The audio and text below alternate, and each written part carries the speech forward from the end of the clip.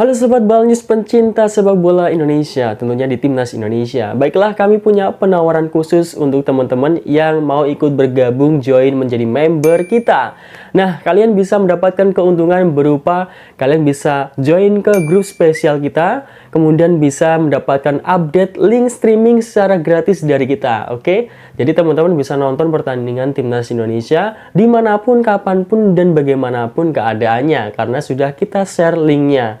Tinggal kalian silahkan menikmatinya. Baiklah, tunggu apa lagi? Langsung saja klik link atau klik tombol join di channel Balnews. Baiklah, selamat menonton videonya.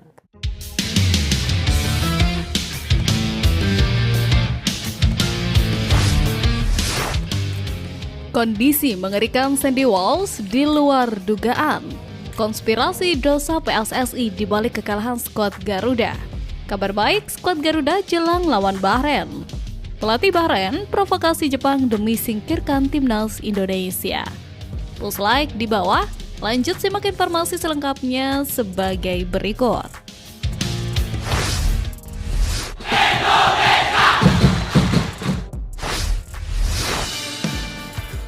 Konspirasi dosa PSSI dibalik kekalahan skuad Garuda. Kurang lebih 3 bulan pasca PSSI memecat Sintayong dan menggantinya dengan Patrick Kluivert, Timnas Indonesia pun menuai hasilnya. Hasil yang dimaksud adalah kekalahan telak dari Australia pada Kamis. Atas kekalahan ini, banyak plot-plot yang menghubungkan dengan dosa PSSI dibalik pemecatan STY. Keputusan PSSI memecat Sintayong secara mendadak banyak dianggap sebagai biang dari kekalahan besar dalam laga ke-7 Grup C putaran ketiga kualifikasi Piala Dunia 2026 zona Asia. Timnas Indonesia yang dipimpin jajaran staf kepelatihan baru yang PSSI kerap sebut sebagai super team karena diisi nama-nama mentereng, pada akhirnya harus menanggung malu di Sydney Football Stadium usai kalah telak 1-5. Sebelum pertandingan, Patrick Kluivert mengakui dirinya dan staf tidak memiliki waktu persiapan yang ideal jelang laga menghadapi Australia. Meski ditunjuk sejak Januari 2025, dirinya dan staf baru bertemu dengan para pemain sejak 16 Maret lalu dan bahkan cuma 2 kali memimpin latihan sebelum pertandingan. Karena itu, Kluivert mengakui tetap mempertahankan taktik warisan Sintayong dengan bermain menggunakan formasi 3-4-1-2. Namun, beda tangan beda juga hasil yang didapatkan. Pernyataan Kluivert kian menegaskan bahwa keputusan PSSI memecat Sintayong merupakan kesalahan bahkan dosa besar dari Federasi Sepak Bola yang dipimpin Erick Thohir itu. Hal itu kian dipertegas dengan pernyataan Sintayong yang menyebut Patrick Kluivert kekurangan waktu persiapan sehingga chemistry para pemain tidak terbangun sempurna. Erick Thohir sendiri buka suara terkait hasil buruk kontra Australia. Dia, tanpa menyinggung keputusan PSSI memecat Sintayong, menegaskan ingin tetap memberi dukungan kepada Timnas Indonesia.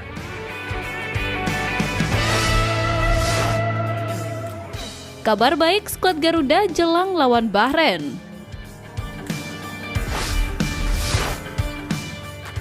Meski gagal membawa pulang poin dari markas Australia, namun skuad Timnas Indonesia mendapat sejumlah kabar baik usai pertandingan kualifikasi Piala Dunia 2026.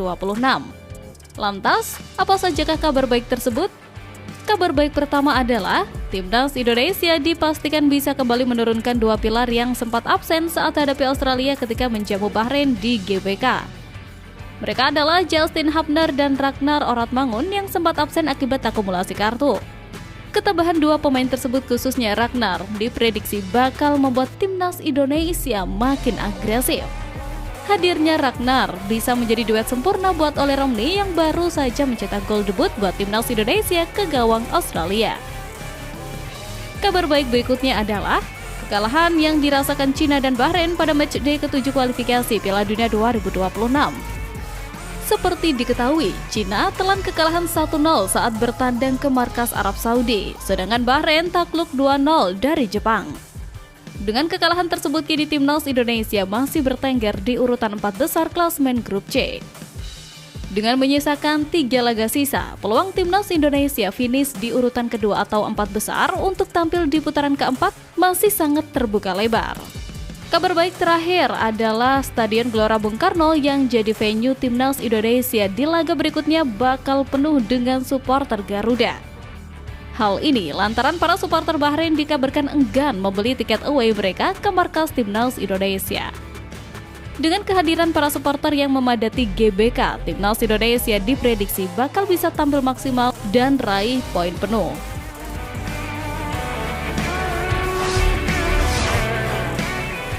Pelatih Bahrain provokasi Jepang demi singkirkan Timnas Indonesia. Tak ada habis-habisnya Timnas Bahrain menghalalkan segala cara untuk membuat Timnas Indonesia terganggu. Belum puas dengan debat perpindahan tempat laga, kini muncul lagi Bahrain seakan memprovokasi Jepang. Bahrain yang saat ini berada di peringkat 5 dan Indonesia di peringkat 4 klasemen sementara grup C sama-sama punya peluang. Paling tidak keduanya berebut mengamankan tempat di peringkat 3 atau 4 hingga akhir laga untuk menjalani laga playoff. Demi lolos, tak heran jika pelatih Bahrain Dragan Talajik mengajak Jepang untuk menyapu bersih 3 laga sisa di round 3 kualifikasi Piala Dunia 2026 zona Asia. Satu di antara targetnya ialah menyingkirkan Timnas Indonesia. Apa yang disampaikan pelatih Bahrain bukannya tanpa maksud. Dengan kemenangan Jepang atas ketiga lawannya tersebut, peluang Bahrain untuk lolos ke Piala Dunia 2026 bahkan melalui jalur runner-up terbaik terbuka lebar. Bagi Timnas Indonesia, armada tempur Patrick Kluivert tidak bisa kompromi ketika melawan Bahrain di SUGBK awal pekan depan. Jika kalah, maka peluang lolosnya melalui jalur round 4 semakin tipis. Hal yang sama juga berlaku bagi Bahrain. Sebab, proyeksi 6 poin Timnas Indonesia dihasilkan saat melawan Bahrain dan Cina. Sementara ketika menantang Jepang di Saitama Stadium, hasil imbang adalah target realistis.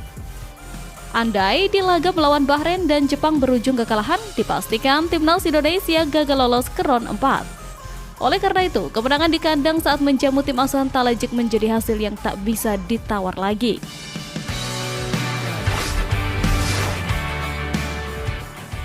Kondisi mengerikan Sandy Walsh di luar dugaan.